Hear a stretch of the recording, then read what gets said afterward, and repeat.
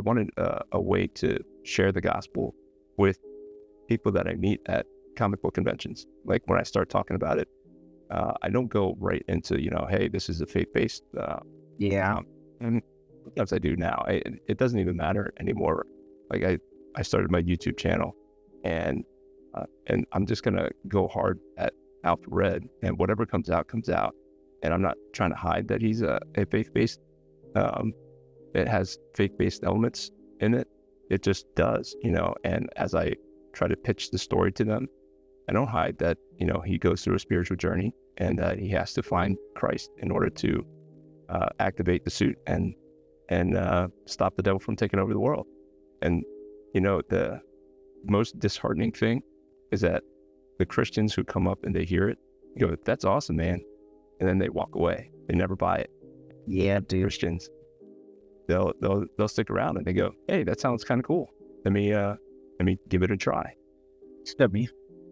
Yeah, dude. Because that is part of the mission with with Xplanations was like everyone it was so there's many things I'm still trying. I'll be real.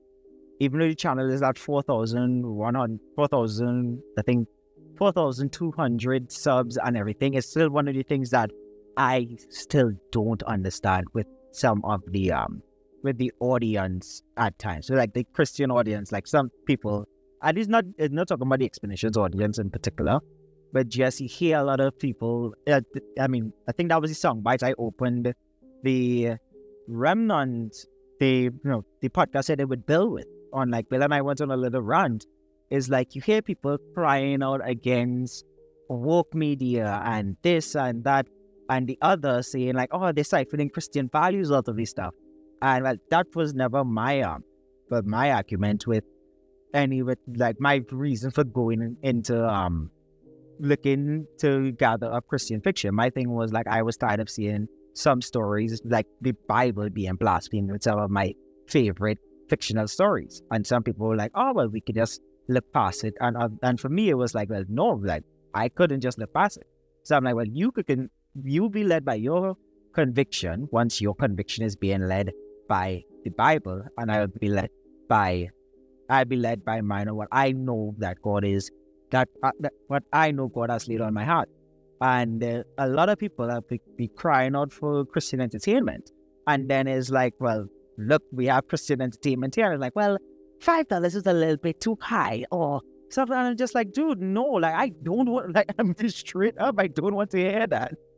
Like in all honesty, for me, I would trailblaze for you guys on the marketing front, or I would like do the thumbnails, the this, the that, to see like what is it to get the your guys stuff out there, because your guys stuff out there, it deserves the attention, the praise, the everything for what you guys are doing. And it's just something I'm still figuring out on, like with the Christian audiences in particular, is like you crying out for, it's hypocritical in my opinion. Like straight up, it's one of the things that annoys me. And I don't want to say there's no Christians out there who find. Yeah, not general, yeah. But yeah, I mean, that's in all, but there's enough for it to be a significant amount of folks. Give a pitch. You go, are you a Christian? I go, yeah, I'm a Christian. You go, is this a Christian comic? And I go, yeah. And I go, is there a market for Christian comics? I said, not really. And you go, oh, well, good luck with that. And then they walk away. I'm like what? Yeah. So this is great that you're, good luck with that. And they'll walk away. I'm like, you could support me. It doesn't come for free. It didn't, these comics don't print themselves. No, because as I said with Bill, like just to reiterate what I said on the podcast with Bill, is like everyone is picking up pitchforks behind it, what they perceive to be the quote unquote problem, but no one actually wants a solution. Everyone wants just to be outraged about something, and no one wants a solution. Like for example, one of the things I remember was when I stopped tapping in with a lot of the newer stuff. I've been, as someone who's been wanted to write comics, I go back to like more older stories and stuff.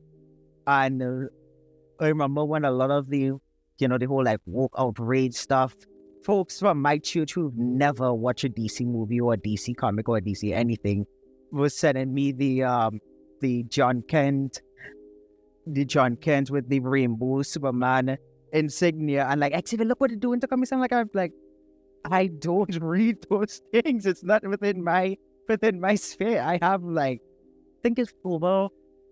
I have like the content cadence for the channel with Christian content.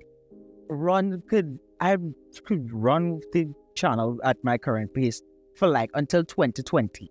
Late, I think going into 2026. Especially at Bill's rate of how he's trading out comics and everything.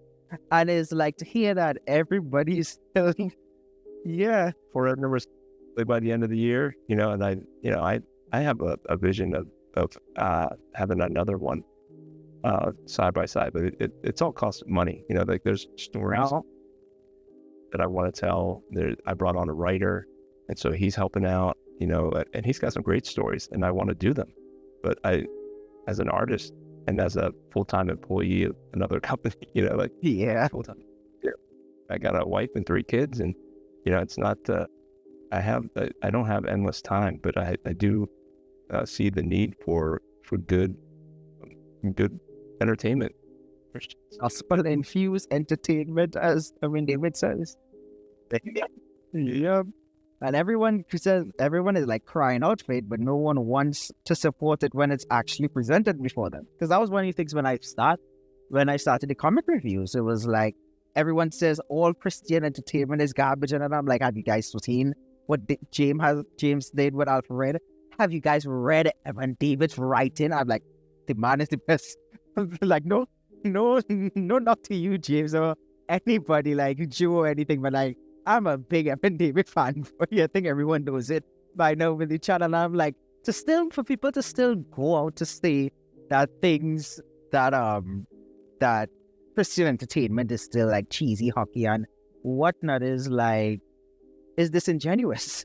I shut down all those arguments these days whenever I'm like, you could check the entire 37 issues of Christian themed comics that is compiled by the Xplanations. Like, well, see, $5 I don't have the $5. You don't have the $5 to support a Christian comic, but you have the $5 to buy a comic that's gonna make you upset when you start to see rainbows everywhere. It's like, I just had to get that rant out the system. There's one of the things I pray on every day.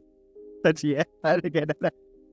It's just one of the things I like, especially being passionate for this space and doing my best to like help you guys with the marketing on your guys. And it's just one of the things that it baffles me, honestly. So many things that baffles me. And I'd say like to see you guys with the awesome things that you guys are doing, to then present it to the same like folks who cry out against like what the modern landscape of entertainment is like. It's like we are not obligated to anything as creatives. You guys aren't obligated to support or anything like that, or anything like that. But at the same time, to the Christian audiences, you can't want to complain about X, then be provided the solution for X. So I don't know what you people believe the solution for X is, and then crying out, we need more Christian entertainment. And then when it's like laid out in like 5-issue comic series, like 5-issue complete comic series from Alfred, all the stuff that Starcross is doing all over and whatnot, the non-Christians are the ones that are supporting the folks that are putting things out for you guys from again the problems that you guys are crying out of. It's one of the things that is like, that's a whole other podcast and something by itself to touch on. Yeah. And to hear that with your guys' journeys and stuff, it's, yeah.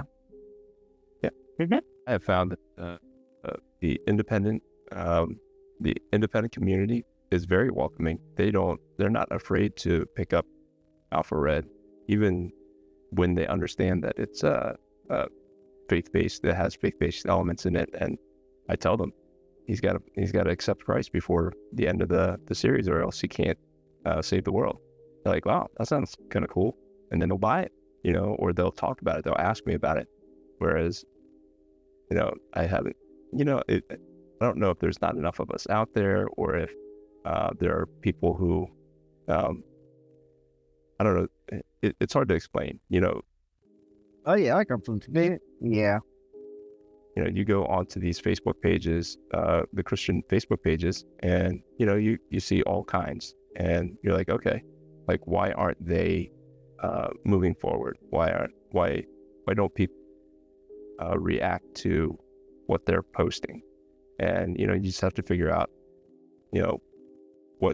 what you're called to do. I'm not called to be a street preacher, so I'm not going to be hitting people over the head with just verse after verse after verse. I'm just not built that way, and I don't feel called to that kind of ministry or presence on social media. I just do what I do, and I connect with who I connect with, and I don't shy away from my faith, but I don't shove it in people's faces either. So yeah, no, 100%. Because that's one of it's like, as I said, folks, and that's the funny thing about it, even with like, oh, well, it seems like there's no market for it. Whenever there's outrage, it definitely see the drove a market for sure. And then it just like, let's move faster. I don't want to continue it.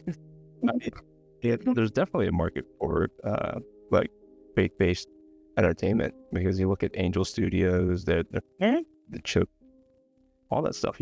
People love it. I love it. If it's done well, you got to do it well. You got to aim to do it well, or else people. That's what I think people are used to.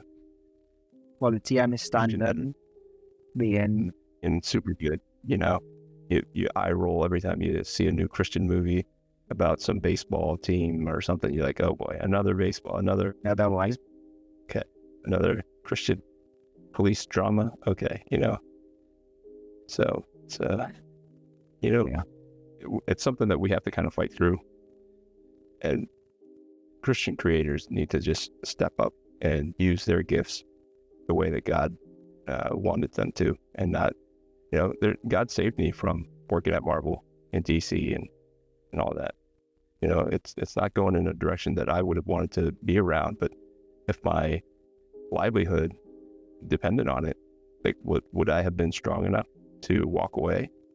Like, I want to say yes, but it's the man's to not get a paycheck. Yeah, man. Yeah, the plans of a man's heart, but his Lord's will that shall prevail.